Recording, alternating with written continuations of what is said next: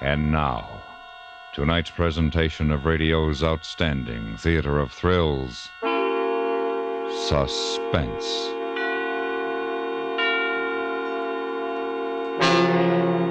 Tonight, we bring you a story of intrigue and ideological murder. So now, starring Mr. Ben Wright, here is tonight's suspense play, The Music Lovers.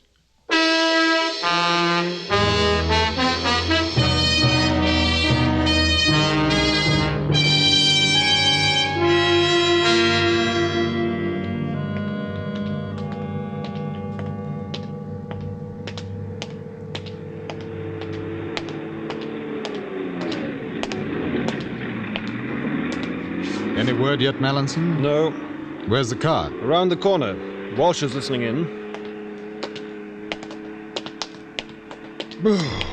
What's the matter? Oh, bit of the pip, you know. Schoolboy's boggy. Achin cough. Oh, you taken anything for it? Everything. No, too bad.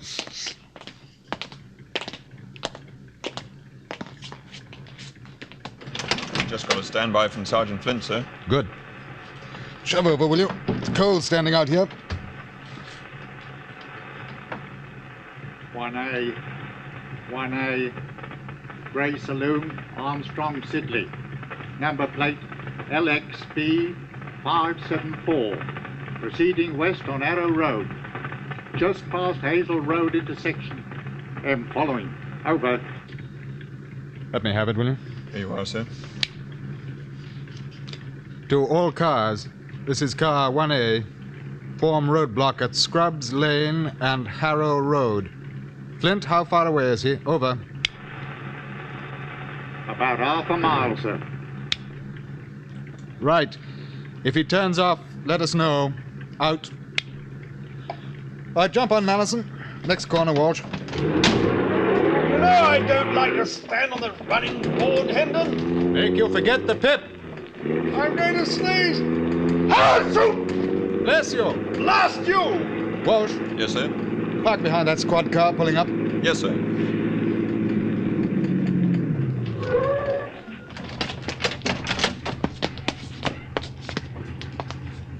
Hope he smashes into the lot of us. Serve you right. Serve him right, too. Well, now all we have to do is wait.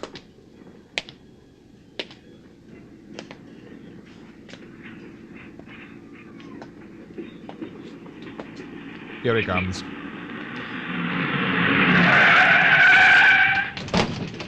Hold on, you! It's all right, Mallinson.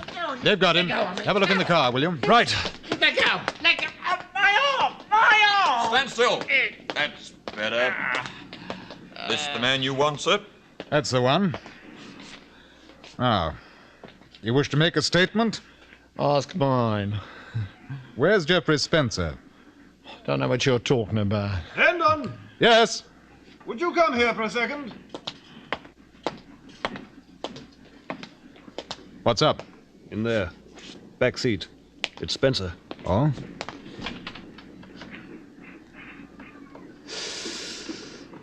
Oh. Dead? I don't think so. But from the looks of what they've done to him, he should be. He was dying. A slow, sad death. There was no comfort in his leaving. No face or voice of a loved one.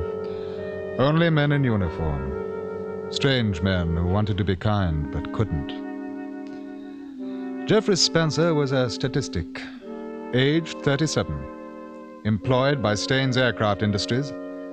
Senior engineer. Associate designer of experimental jet aircraft HX-331. Romanticized as Staines Super Hawk. Jeffrey Spencer. Missing for 6 days. Believed kidnapped by agents seeking classified information on HX-331. A statistic flying in the back seat of a gray car. A beaten, smashed body, eyes staring up, full of pain, full of tears.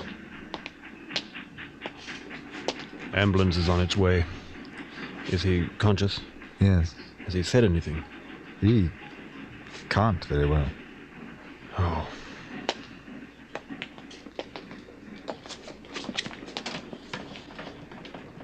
Mr. Spencer? Can you hear me? Just blink your eyes twice if you can. Good. I will have you in the hospital very soon. Do you know who the men were who did this? Just blink your eyes once if you want to say no. You've never seen them before? I see. They tried to get information from you about the new jet aircraft? Ah. Did you give it to them? Good man. Do you know how many there were? 5? 4? Uh-huh. Yes. Were they English or foreign? Mr. Spencer? Mr. Spencer?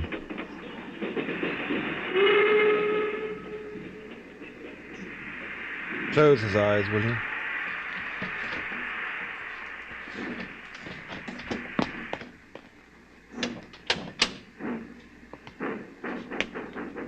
Was he very brave or very stupid not to tell them?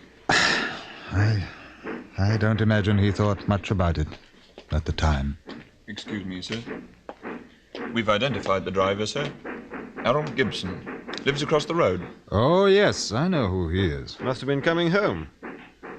What the devil was he going to do with Spencer? He doesn't say anything, No, sir. Bad bargain, this one. All right. Sergeant Flint here yet? Yes, sir. He's waiting with the prisoner. Good. Look here, Hendon. There's a nice, quiet, empty shop over there. Why not let me take Gibson behind it? I'll find out who the others are. Don't you think I'd like to do that myself? Come on, we'll see what we can do.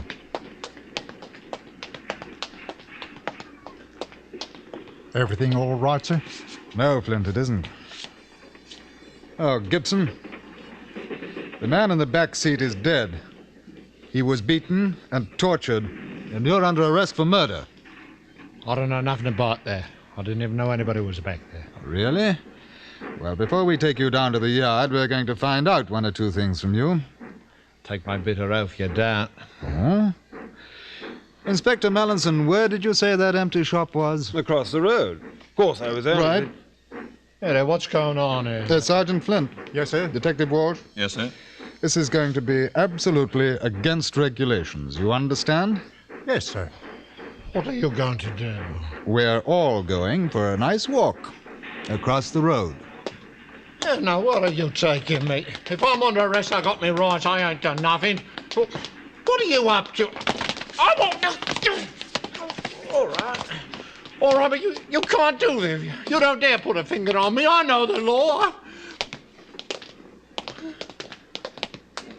I don't know nothing about that guy in the car. It's true, find out. Somebody must have put him in there, huh? Now, what you going to do?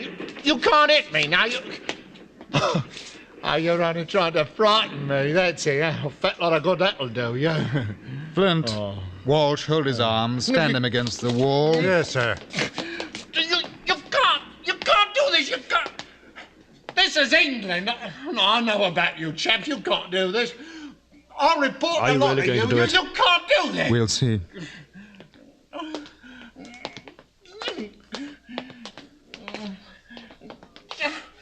Let go of me. Now, loosen his tie and collar button, will you? Yes, sir. That's better. Now, Mr. Gibson, I think we're ready. No. No, I want you to have a picture in your mind of Jeffrey Spencer's face when you and your friends were finished with him. I never... We'll start with the names of the other men. There were 4 of them, right? I don't know. I mean, there were. What was your part in it? Just reaching for a cigarette, Mr. Gibson. You're quite nervous tonight, aren't you? Ever notice where the flame's the hottest, Mallinson? Oh, yes, I suppose on the... The cigarette tip's even hotter, though.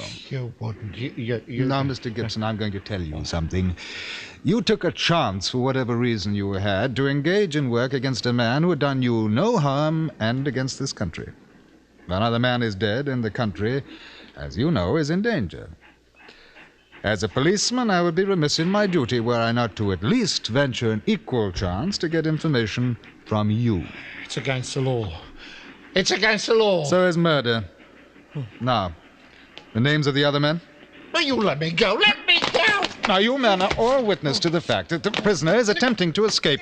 If his arm is broken in the process, it's completely within the law. So... Oh, all right. I swear it. I don't know who they are. They paid me to hang about while they tried to get Spencer to talk, that's all. I was to drive him away when they'd finished. Ah, that's much better. Now, who hired you for the job?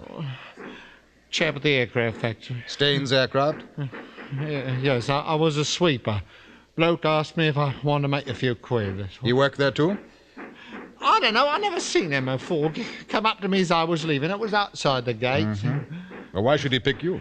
I'll tell you, I don't know. All right. Where did they take Spencer? Place in Bronsbury Road. Number? 58. You get that, Flint? Yes, sir. Who owns the house? I told you I don't know. I never went inside. I just hung about like I was told till they wanted me. Yeah. Can you describe the man who hired you? I don't know. Tall bloke, about your size, thin, had a scar on the back of his left hand. He talked like a gent. And where were you taking Spencer? I was going to leave him by the railway goods yard. They said he was dead anyhow. You know, Gibson, in a way I'm rather sorry you decided to talk. It would have been a great pleasure to... Oh, take him away, Walsh. Get him down to the yard. Right, sir. Get a move on, Gibson. I didn't have no right to do that. Mr. Almighty's going to hear all about this. Wait and see. You too, you're going to hear. Oh, we're going to be in for it all right when the commissioner gets wind of this. No, not we. Just me. I wanted you to help. You didn't do anything. Would you have done if he hadn't talked? I don't know. I honestly don't know. Well, as it is, I'm going to offer my resignation. Oh, no, sir. Oh, don't be an ass. 3rd degree. Ever hear of it? Well, you didn't hurt him, sir. Questioning under duress, the same thing. Oh, well, let's see if I can get this cleaned up first. Now, what was that address, Flint? 58 Bronsbury Road. Well, they wouldn't be fool enough to hang about after this. I know, but we can have a look.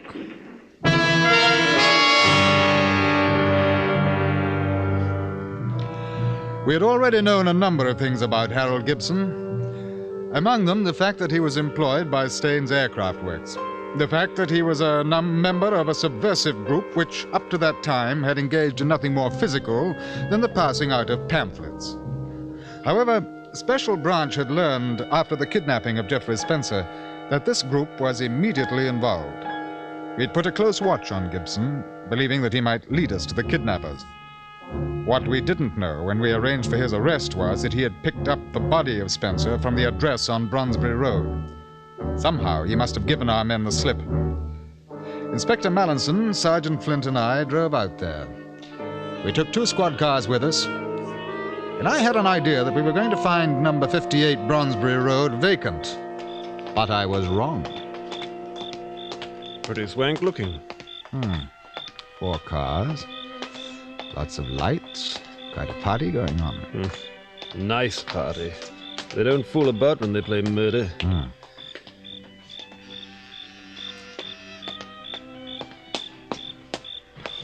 I've got the other men posted behind and outside the French window, sir.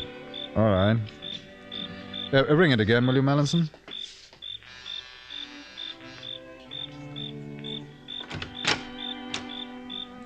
Oh, yes? Scotland Yard, Chief Inspector Hendon. Yes? May we come in, please? I don't understand. Was there something the matter? A great deal, sir. But I'm having a little music. My friends. I think you've made a mistake. Oh, this is 58 Bronsbury Road. Yes? Who is it, dear? The police, Jenny. I can't imagine. Well, don't leave the door open, dear. There's a draft. Won't you come in, please? Thank you. Talk to them in the study, Leslie, and do hurry, dear. Oscar's promised to play Beethoven next. Excuse me.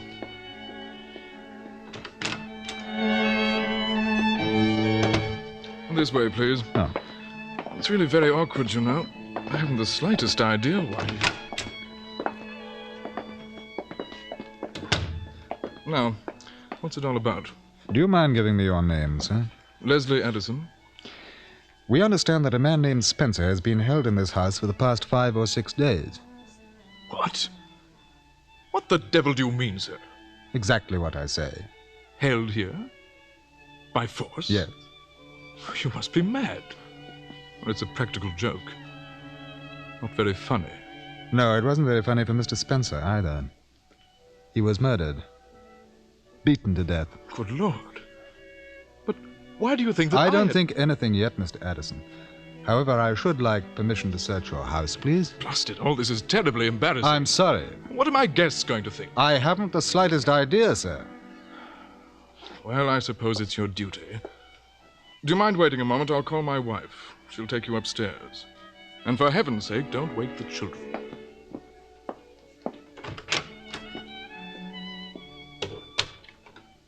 Sounds as if our friend Gibson was lying to save his skin.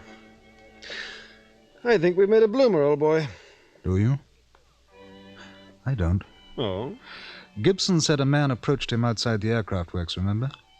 Tall, thin man, about my height. Oh, yes. Have you noticed the back of Addison's left hand? No. No, I didn't. I did. Nasty scar on it. The man who hired Gibson had one, too. Mr. Leslie Addison.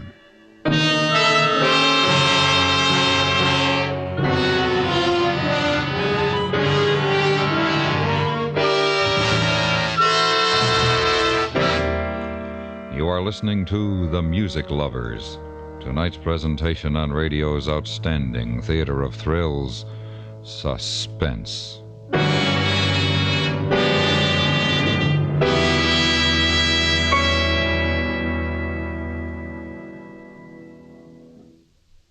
With uncanny astuteness and with unmatchable speed, the FBI in Peace and War breaks open a vicious multi-state racket in the shipment of perishable foods by playing on the greed of the wife of one of the racketeers involved in the tense story you'll hear over most of these same stations tomorrow night. If you like your drama packed with action, you'll really get a charge out of The Troublemaker, tomorrow night's thriller on the FBI in Peace and War. And now we bring back to our Hollywood soundstage Mr. Ben Wright, starring in tonight's production, The Music Lovers, a tale well calculated to keep you in suspense.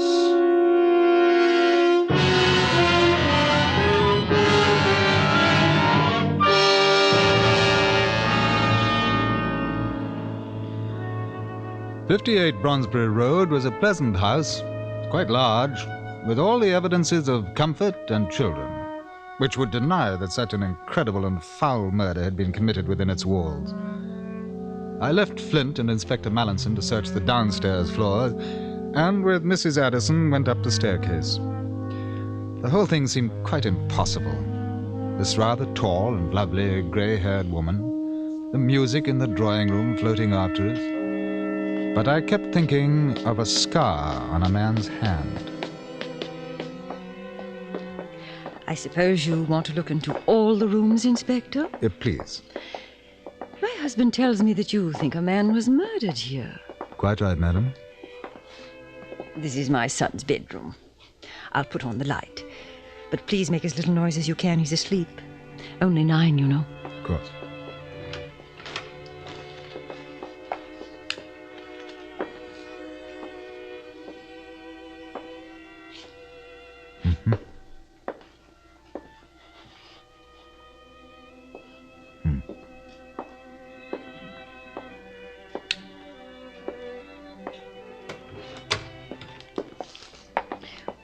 Would you mind telling me what you expect to find, Inspector?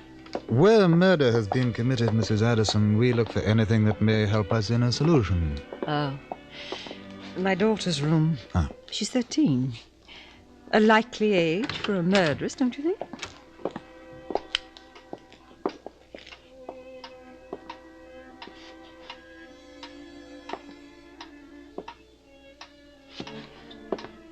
Mm-hmm.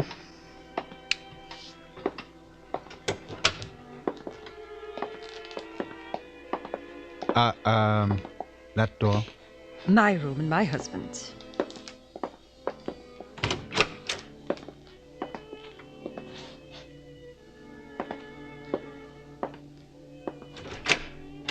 You'll find no skeleton in that cupboard, Inspector.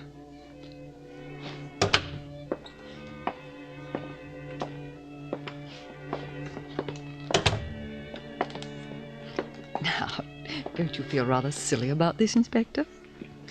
If you've made a mistake, we shan't laugh at you. We shan't report it either.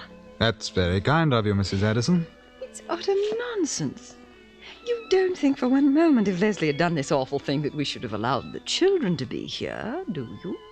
The very fact that he might have done it at all seems to make the qualifying element rather academic. Hendon! Yes. Something down here! Right. I hope you don't mind if I return to my guests. Not at all, madam. We may have to join you in a little while. That would be extremely impertinent of you. Police, crime, arrest. They're all impertinent, Mrs. Addison. I find your manner unspeakably rude.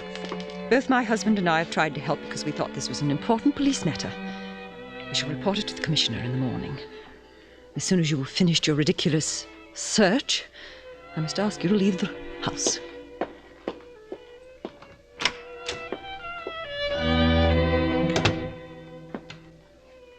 You know, I wouldn't be at all surprised if that lady turns out to be the leader of this mob. Pretty cool. What have you found? Oh, down this way.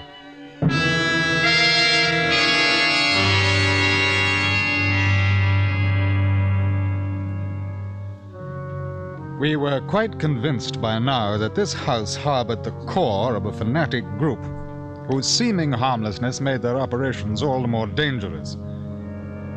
Mallinson led me to a room at the far end of the house, a room which was soundproof, but we knew that when we closed the door and the sound of the music was completely obliterated.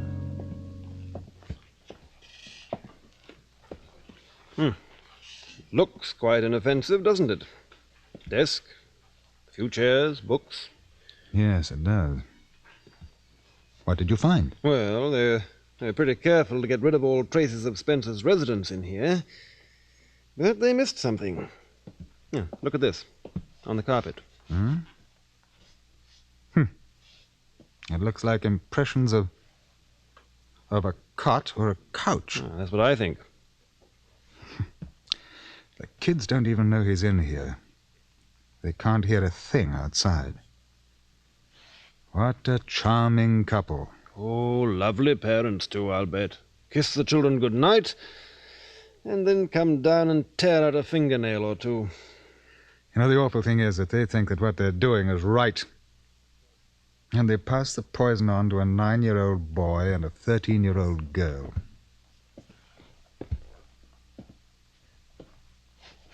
Hello. Did you see this? What? Yeah, under the desk. They should have watched him more carefully. It looks like a stain, a coffee or tea or something. Yes, it is. Convenience stain. Spells G.S. See? He left his calling card for us. Geoffrey Spencer. That does it. Right. Oh, this is going to be a nice thing for the kids upstairs. Mother and father arrested for murder and treason. Yes, well, maybe it's better for them now than later. What the devil are we going to do with them? Well, we'll take them along and then investigate relatives. If we find somebody with a healthy mind, perhaps they'll take them in. Now on, let's get it over with.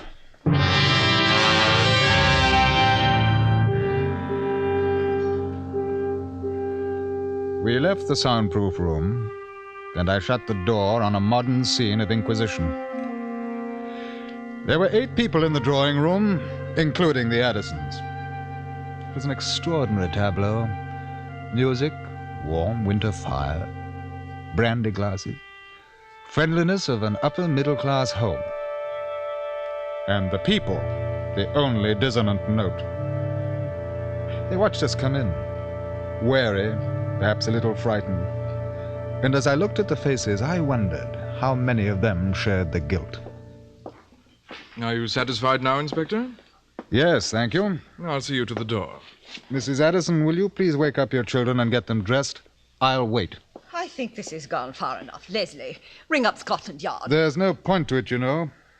Now, if you have any feelings at all for your children, you'll make it as easy as you can for them. How dare you invade the privacy of my home? Come out with this frightful accusation. I've never... We have proof that Geoffrey Spencer was held prisoner in this house, and that you vainly attempted to extort government information from him. He died from the injuries you inflicted. All right, now, everyone in this room is under arrest. If you're not involved, you'll not be charged. The fascist British police. I knew we'd live to see it. Did you, Mrs. Addison? That's odd, because I hoped that I would never live to see what I'd seen here tonight. Paid spies, living your lie in comfort with everything you condemn. They're worse than the people who hire you.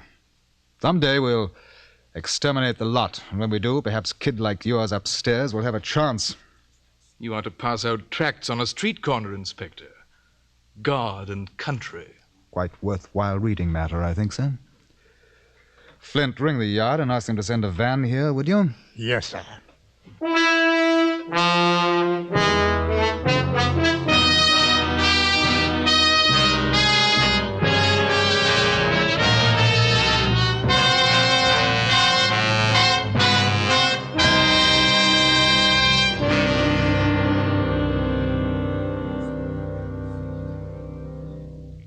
Suspense, in which Mr. Ben Wright starred on tonight's presentation of The Music Lovers. Next week, Suspense will be heard at a new time. Be sure to check your local newspaper and join us when we again bring you another presentation of radio's outstanding theater of thrills, Suspense.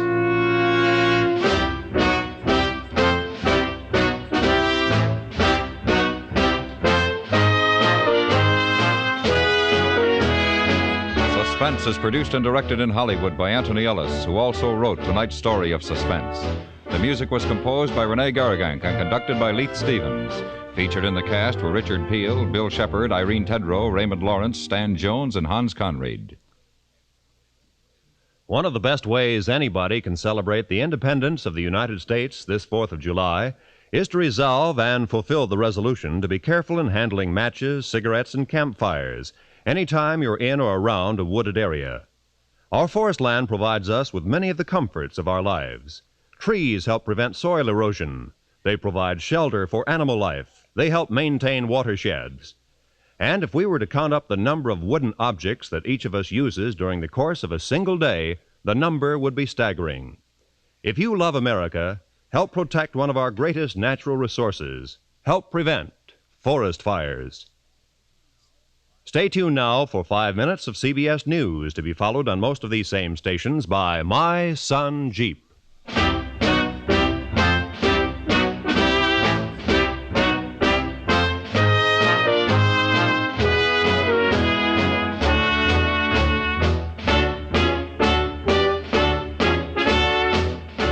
America listens most to the CBS Radio Network.